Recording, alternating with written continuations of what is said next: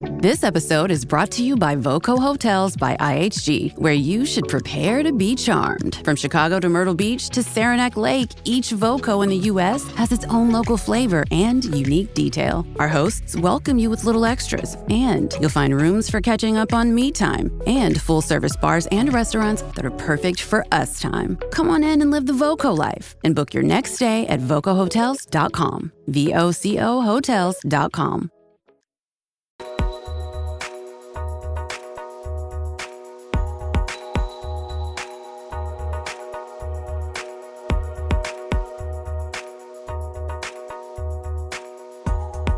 Welcome to episode 81 of the High Volume Hiring Podcast. My name is Stephen Rothberg, and I am one of your two co-hosts. I'm the founder of College Recruiter, and my co-host is Jeanette Leeds. Jeanette, it is great to see you. Happy New Year. Happy New Year to you. Great to see everyone. For those who don't know me, Jeanette Leeds. I'm HR tech.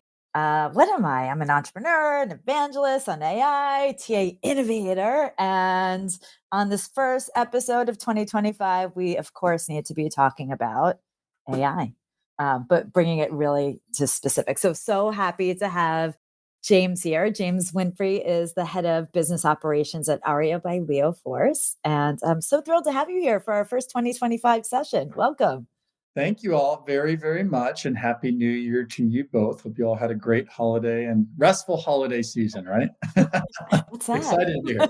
Yeah. Like we should all be getting rest during the holiday season, and at some point I'll find somebody who does. Yeah. Exactly. Well, James, why don't we kick it off with, just for our listeners who might not know what Arya by Leoforce is, like maybe just give us a quick background on that. Yeah. So I'll date myself a little bit. I've been in the space for about 22 years. Cut my teeth at Monster. Had a brief cup of coffee at Indeed. Before Indeed is what it is today. Worked on the social side of things with recruitment advertising, all with Facebook and partnering with Facebook. And most recently here at Leoforce, where we use AI, or Arya, which is our AI engine, to deliver outcome-based recruiting. And I really think that if you look at the models today, you want to hire better, you want to hire quicker. And so those being the outcomes, we're using AI to drive to those quicker, more efficient hiring outcomes. So excited to have this conversation. Awesome. I love it. And I love, by the way, that you said 22 years, not 20, not 25. Really. Well, I think it's been 22 years for the last 4 years. I don't know if it's because I overextended my experience in the space, or if I'm just stuck in time. Well, that's sort of I'm 24 years old, but I have 25 plus years of experience. So, go figure. Go figure. Start. Older than 25, less than 70. We'll go with that.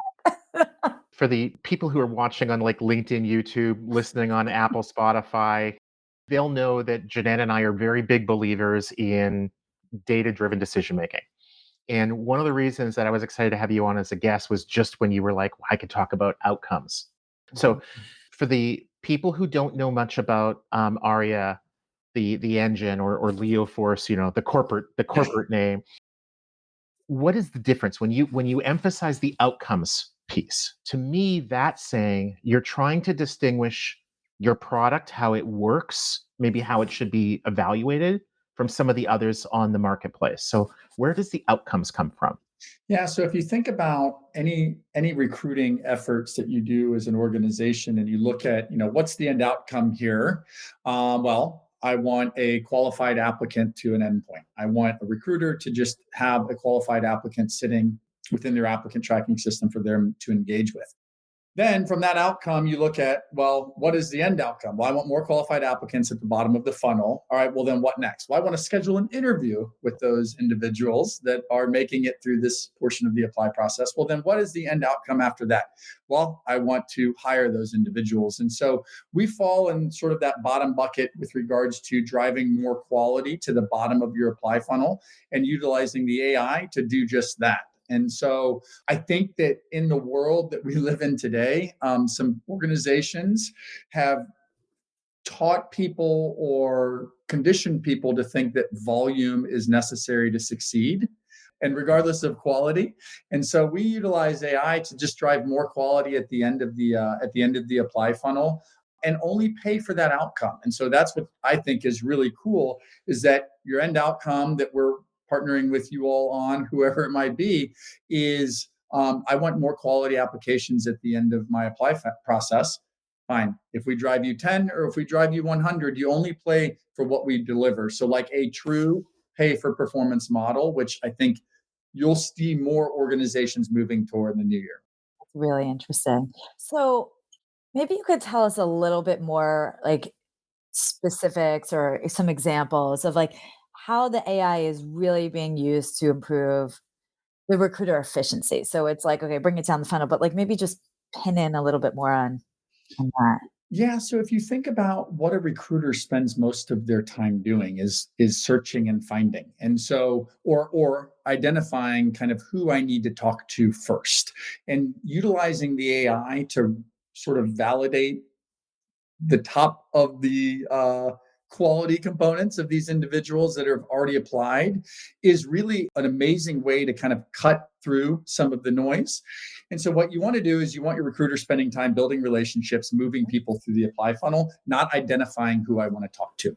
And so if you've got a large volume provider that's sending in a whole bunch of applicants, utilizing the AI to recognize who do I need to talk to, who do I need to send the thank you but no thank you letter to, reducing a lot of that noise by, in some cases, 50 to 60%. So for recruiter, I was talking to an organization not too long ago where they have 15,000 applies a month. This is for CDL, over the road type drivers. And when you look at the audience, it's like there's 3 million plus of these people in existence. You're going to exhaust that. You're doing yourself and your brand a disservice by providing your recruiters with all of this volume. So let's say we cut that in half and that the AI will show you the top 50% of those individuals that are matched to those roles that they're applying to, and then send the thank you but no thank you notes to the other 50%. And so what happens there is now your recruiter says, well, I have 50% more of my time back, or I don't have to figure out who to talk to, so I can spend more time building relationships with the right people, not figuring out who to talk to. The Use Case Podcast is where technology vendors get to talk about themselves.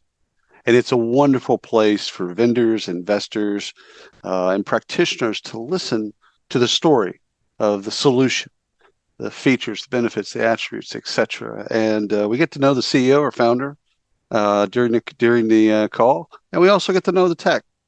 So subscribe to the Use Case Podcast. Interesting. So one of the things that I struggle with, and maybe you can help, is how do we as tech providers, or even as a recruiter, know what quality is? Because it's one thing to meet with a candidate, to interview them, and to sort of have this gut feeling like she's got what I want, she doesn't have what I don't want, therefore it's quality, and therefore I'm going to say extend an offer. But when you're talking about hiring 100 people, getting 1,000 applications, and you want to do that in 12 days, like automation has to take over there to a large extent. How do our tech systems know what quality is if the reality is a lot of recruiters can't define what quality is? They define it like, I know it when I see it. It's a little bit like pornography. It's like, Happy New Year, 2025. Right. Yeah. Partially recovered lawyer here. There was a great Supreme Court case about pornography like 100 years ago. That he keeps referencing, Yeah. It is a somewhat G-related show. We're going to keep it that way. But really, James, like, how does Arya know what quality is? Is it just looking at the resume and keyword matching and looking at context? Because a lot of times what's really great about a candidate isn't on the resume. And a lot of times recruiters, hiring managers do a terrible job of writing the job description. So how do you do that? Yeah. So that's a great question. And so from a basic standpoint, it really is the matching of a job, an individual and their online profile up against a role, and including the company and the company's history and culture behind all of that. And so when you think about like high volume stuff, you're like, look, I just need a $20 picker packer. $20 an hour picker packer. Well, that's great. But like within the job description, they have to lift so many pounds. They have to do all of this from a cultural standpoint. I think that that's where the AI just creates these little automations that if I can reduce the noise of all of this inbound by 20%, what do you do as a recruiter with that extra time? Well, now I have 20% more in my day to look for those exact ones that I really want to.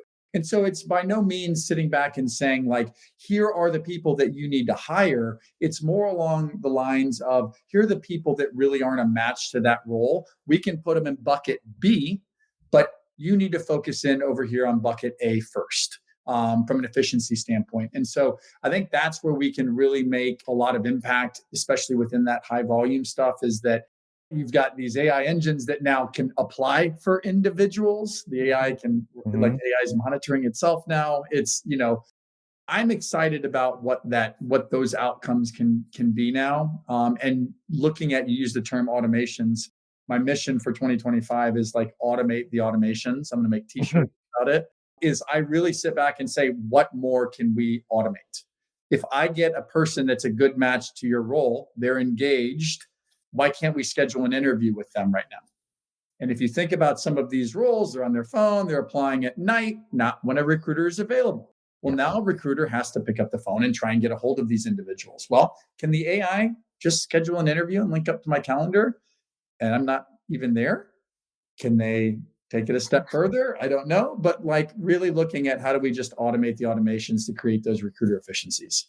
Yeah, no, that's awesome. I mean, there's a lot out there that's already happening, and so it'll be really interesting to see how far it gets pushed Yeah. Yeah. in I think you'll start 2025. seeing a bunch of niche type organizations pop up where it's like, Yeah. I have some friends that work at one where they're like, I'm just focusing in on the application volume for staffing organizations. And this is all I do right here. And so I'm excited to see what's to come for Yeah. Any other predictions for 2025? 2025. Ooh, I put you on the spot there, but hey. I'm in Austin, so maybe a UT national championship. Oh. I like it. I Well, like we it. are recording this show in advance, and so this prediction might not age well. No, very true. Very true. Yeah, Jeanette, I think we have time for one more question. You want to grab it? I do. Okay, so we're talking about the outcomes at the beginning, like outcomes based. Can you maybe give like an example where you've seen like really like a case study that you've seen where it's just been so Mm. awesome, and maybe a defined outcome, because you were saying like, okay, there could be so many different types Mhm. of outcomes. Maybe we could give our listeners like a fun case story. Yeah, so we work with a lot of healthcare organizations, as do I think a lot of people right now, and we Yeah. just recognize that there's a lot of need in that space. We also recognize that our industry, me coming from a large job board, was partially responsible for it, have created a lot of noise around these recruiters. And so we work with a large, well-known healthcare facility where they are looking for RNs across all of their markets. We started off very, very small in one market in this outcome-based scenario. And that meaning is I'm looking for an OBGYN RN in Detroit, Michigan. Okay. You're only going to pay for OBGYN RNs that apply to that job and end up in your applicant tracking system. You're not going to pay for the one from Dallas that accidentally applied. You're not going to pay for the one in Austin, Texas that is a pediatric RN. And so looking at that outcome base is really what I think a lot of organizations wanted to be, was a true pay for performance model. You could give me $1 million a month in budget, but if I'm just going to drive you 4 applies, you're only going to pay for those 4 applies. And then next month, I'll try harder to get to that $1 million budget. And so this large healthcare facility started out in one market. They were probably our first actual client that adopted this new product line 2 years ago.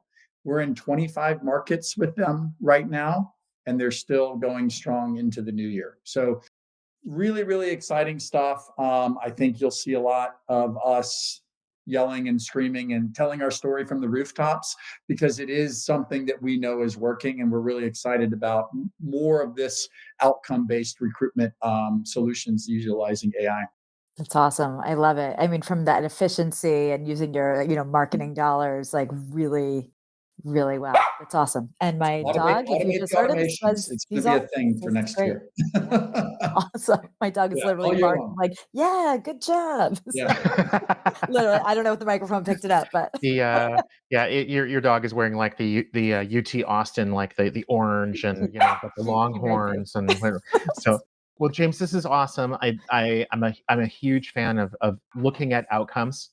Accountability is great, right? Because if you're doing a great job, everybody should know it, and Yep. you should just know, like, hey, I'm doing a good job for my boss, my customer, my vendor, whatever it is, and it should just be really, really clear and less on focus, less like did she show up to work and work 8 hours, and more about what did she get accomplished that day. You're exactly I right. think that's really Exactly great right. for everybody. So thank you very much, Jeanette. Awesome to see you. See you again As in a always. couple weeks. And Sounds James, great. congratulations with Arya.